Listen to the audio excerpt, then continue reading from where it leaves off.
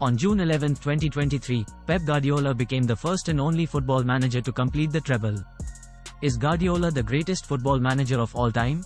NNIS Sports asked former Manchester City left-back Terry Phelan. I mean, greatest coaches have all different reasons and philosophies, but, he's up there with the best, he's up there.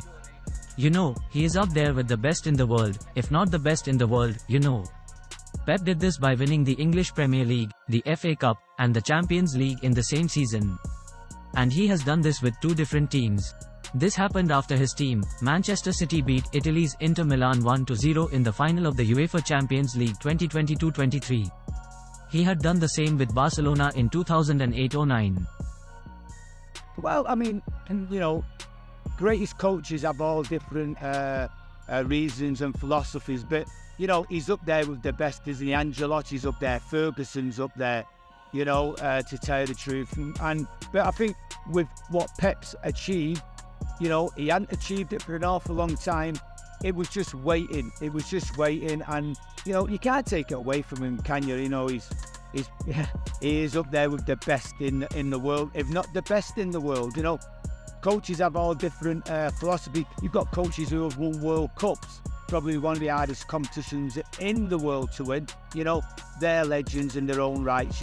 Domestic trebles are very difficult to win. You've got managers in different countries who have done that. So, I think when you do cement that, you're up there with the best.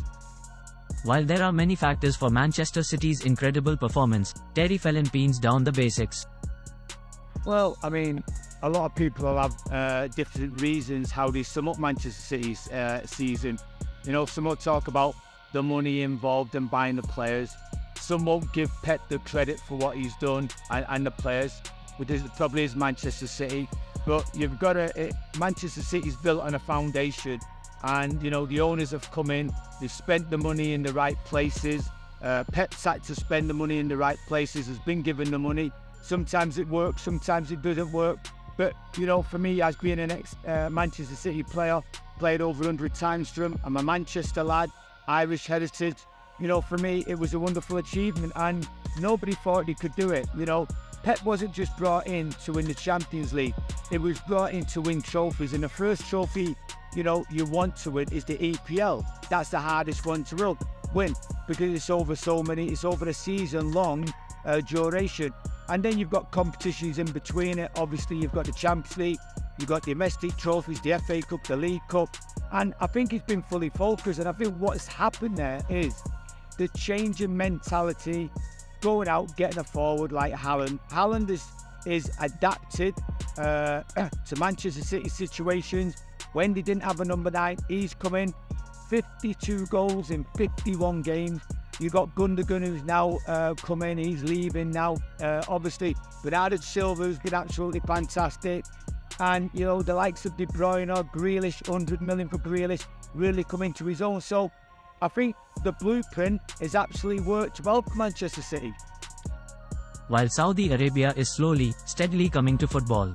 Ronaldo has already played for Al Nassr. Now N'Golo Kante, Benzema, Koulibaly and Ruben Neves join Saudi Arabia's football club. So is it a worry for the Premier League?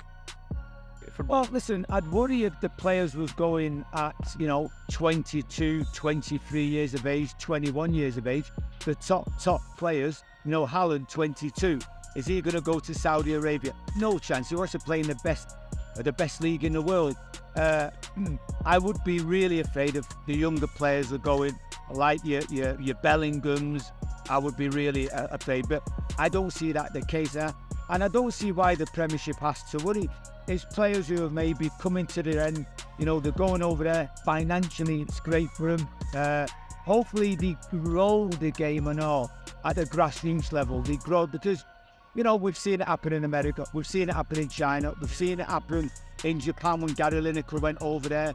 I think they have to find their own culture, don't they? And what they're trying to do is fill the stadiums. Obviously, commercially, it's viable for them. They have the money to play these £50 million a year wages. And if they've got that, then they're going to look for the better players coming to the end of the career. But I would have a big worry if, I've Jack Grealish, he would cost 100 million.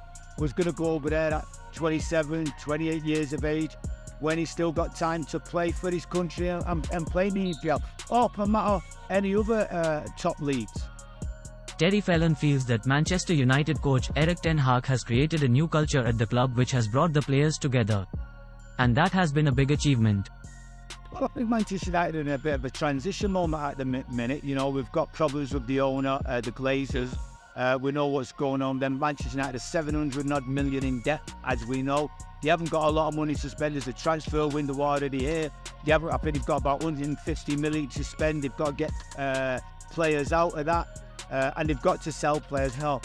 For me, I think he's done a wonderful job. You know, if you look at the games won, it mirror images Manchester City, so he hasn't gone far away really. Champions League football, that's where the money comes in. Commercially, it's viable. You know, you might be able to get another few players in the second transfer window. What he's got, he's had to get players out. He's creating a culture at Manchester United.